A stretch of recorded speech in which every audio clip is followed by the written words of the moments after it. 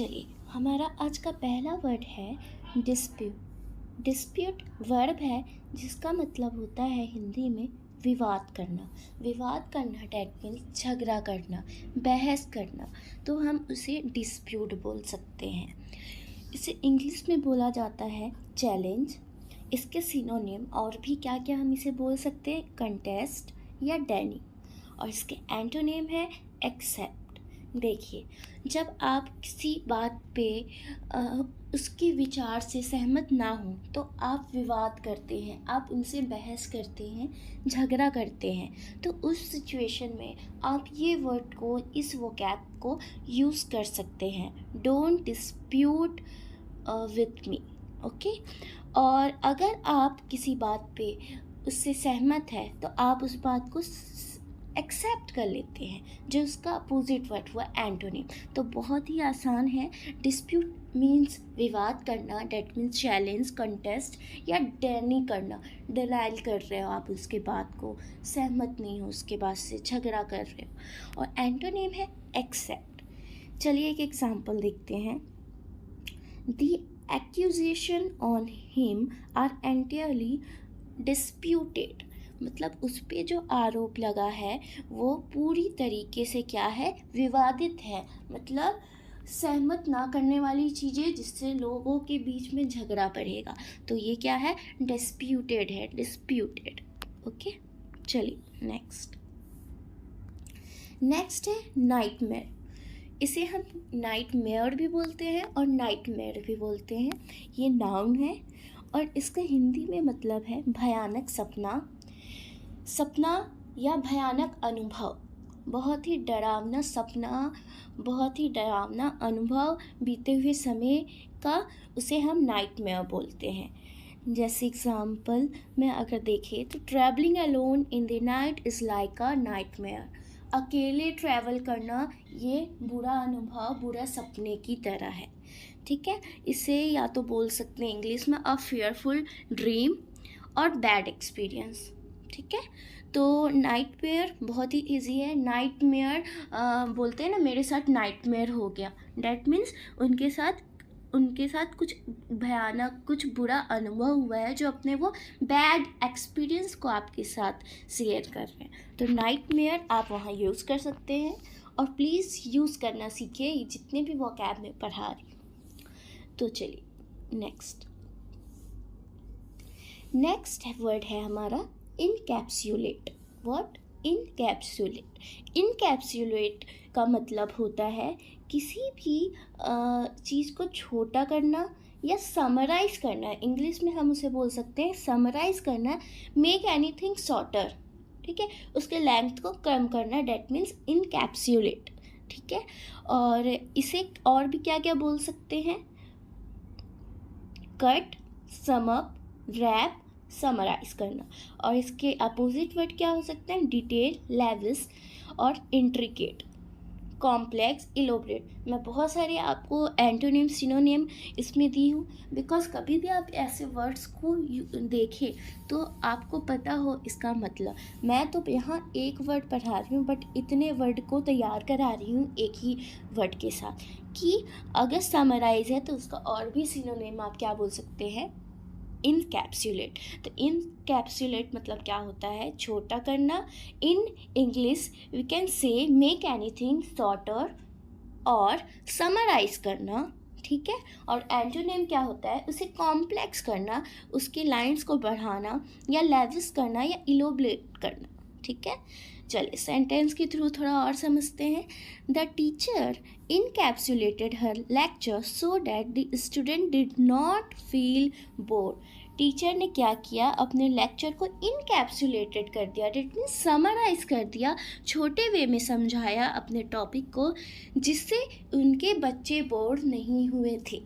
ठीक है, तो ये बहुत ही अच्छा एग्जाम्पल है इनकैप्सुलेटेड का। तो इनकैप्सुलेट क्या है, छोटा करना, समराइज करना। चलिए, सो नेक्स्ट वोकैब है ऑप्टिमल। ऑप्टिमल जो है वो एडजेक्टिव है, विशेषण है, जिसका मतलब होता है श्रेष्ठ, सर्वोत्तम। मतलब बेस्ट अल्टीमेट चीज़ को हम ऑप्टिमल।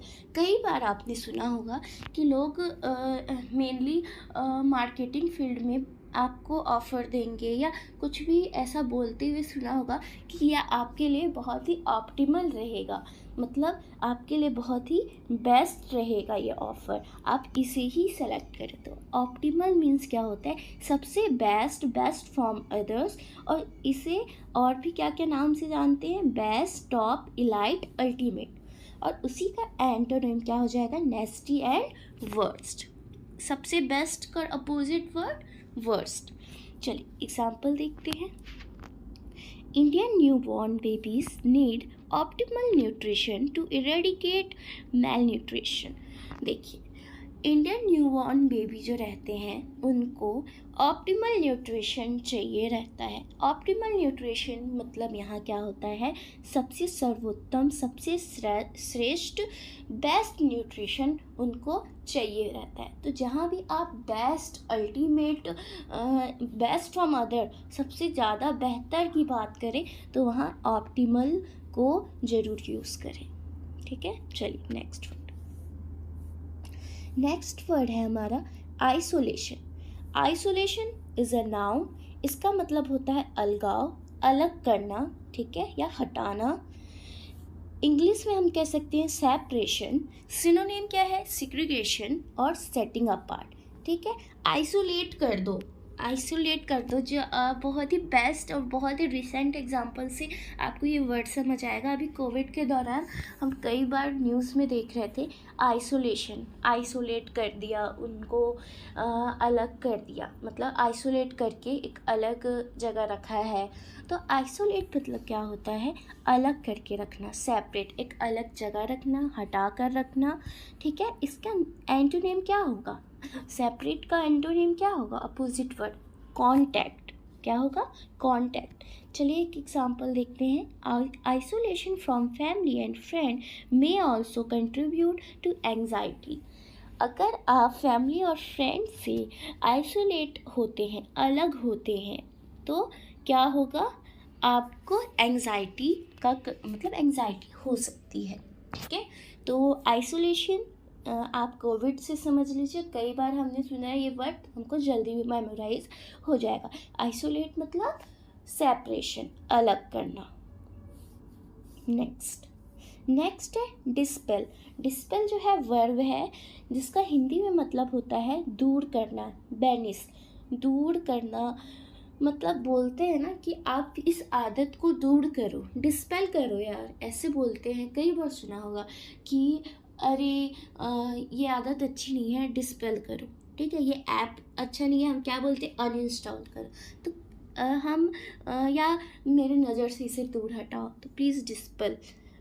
तो डिस्पेल मतलब क्या होता है, दूर करना। इसका सिनोनिम एलिमिनेट, उसे हटा देना, डिसमिस, हटा देना। कंपनीज में सुना होगा, उसे तो डिस्पेल कर दिया, उसे तो डिसमिस कर दिया, डेट मीन उसे हटा दिया, मतलब कंपनी से दूर कर दिया। तो और एंटोनिम हो गया इंजेंडर। ठीक है, तो चलिए एग्जांपल देखते हैं। They did nothing to despair their dejection. तो यहाँ पे एक नया वर्ड दिख रहा होगा, डिजेक्शन। डिजेक्शन मतलब होता है निराशा, अपने प्रति निराशा कि मैं ये नहीं कर सकता।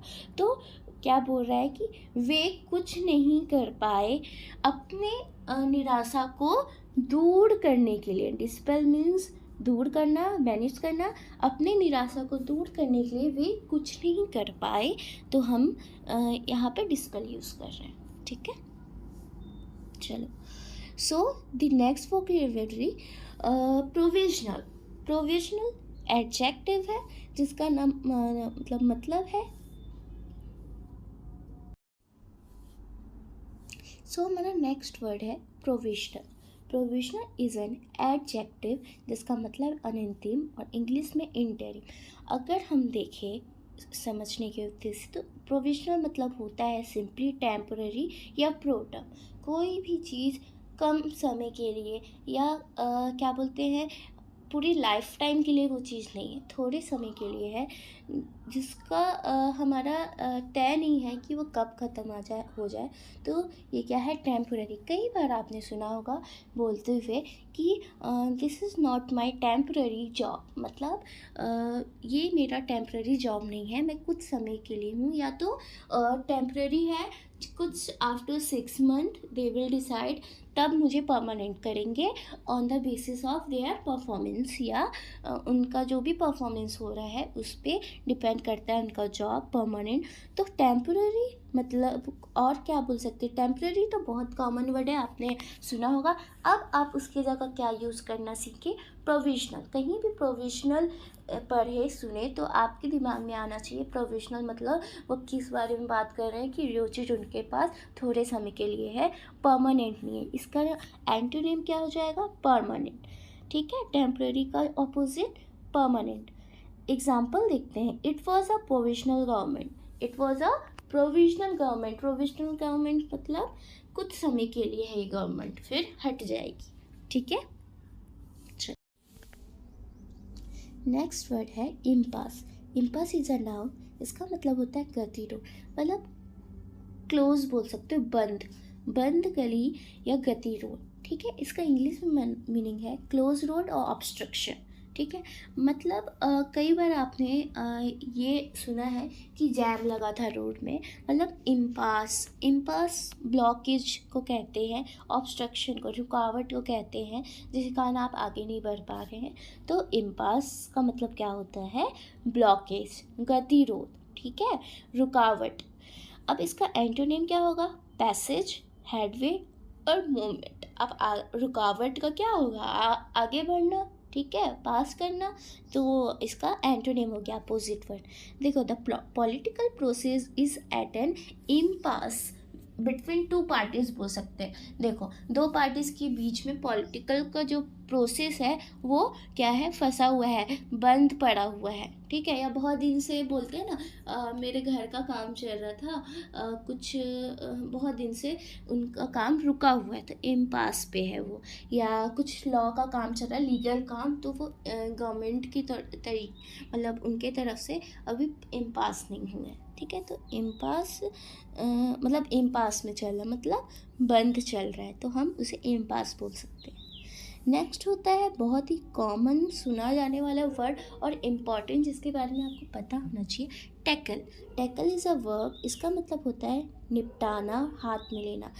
इंग्लिश में होता है डीलिंग विद समवन प्रॉब्लम। ठीक है, मतलब बोलते हैं आप प्लीज़ मेरे प्रॉब्लम को टेक ऑन कर लो, मतलब अंडरटेक कर लो, आप उसे संभाल दो, निपटा दो। ठीक है, तो हम उसे बोलते हैं टैकल, या बोलते हैं ये प्रॉब्लम को अब तुम ही टैकल करो, मुझसे ना हो पाएगा। मतलब अब आप अपने अंडर में ले लो, ये काम को अंडरटेक करो, टेक इन करो, मुझसे ना हो पाएगा। ठीक है, चलो, इसका एंटोनिम है नेग्लेक्ट, इग्नोर, अवॉइड। ठीक है, और लेट गो।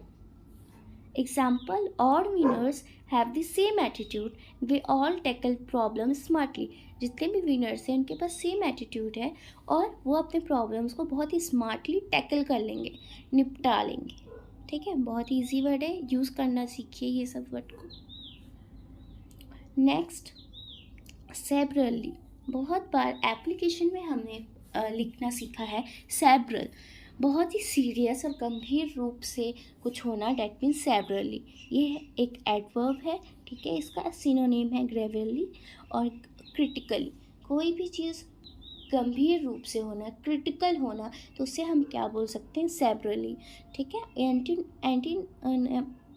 एंटोनिम है स्लाइटली। ठीक है, चलो एग्जाम्पल देखते हैं।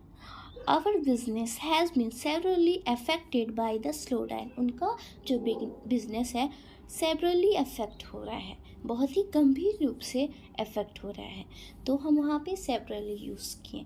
चलिए एक बार रिवाइज कर लेते हैं, हमने क्या क्या सीखा। हमने क्या क्या सीखा, डिस्प्यूट। डिस्प्यूट मतलब क्या होता है, देखिए याद नहीं करना है, एक दो बार मेरे वीडियो को वॉच करिए, आपके दिमाग में वो चीज़ मेमोराइज हो ही जाएगी। ठीक है, डिस्प्यूट हो गया, सेवरली हो गया, टैकल हो गया, बहुत ही इजी वर्ड है। इम्पास हो गया, प्रोविजनल, थोड़े समय के लिए, टेम्पररी।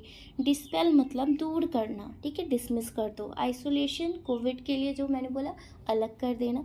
तो ऐसे ही बहुत अच्छे अच्छे अगर आपको वोकैब सीखना है तो मेरे चैनल को सब्सक्राइब करिए, क्योंकि रोज़ आपको 8:30 अराउंड मेरा वीडियो मिल जाएगा। रोज़ एवरीडे मैं 8:30 अराउंड वीडियो अपलोड करती हूँ। आपको वो विश्वास दिलाती हूँ कि रोज़ आपको बहुत ही बेहतरीन और कुछ न्यू और कॉमन वर्ड जो आप सुनते आए पर आपको तब तक पता नहीं था, और एक वर्ड के साथ आपको कई मीनिंग्स, कई सिनोनिम और एंटोनिम मैं बताऊंगी। तो अगर आपको ये वीडियो अच्छा लगा हो तो प्लीज़ सब्सक्राइब करिए, लाइक करिए और ज़्यादा से ज़्यादा शेयर करिए, ठीक है, क्योंकि मैं बहुत ही बेसिक और बहुत ही आसान तरीके से इसे समझा रही हूँ। अच्छा लगे तो प्लीज़ डू कमेंट, और ऐसे ही मेरे वीडियो को रोज़ देखने के लिए सब्सक्राइब करना ना भूलें। So thank you for watching my video.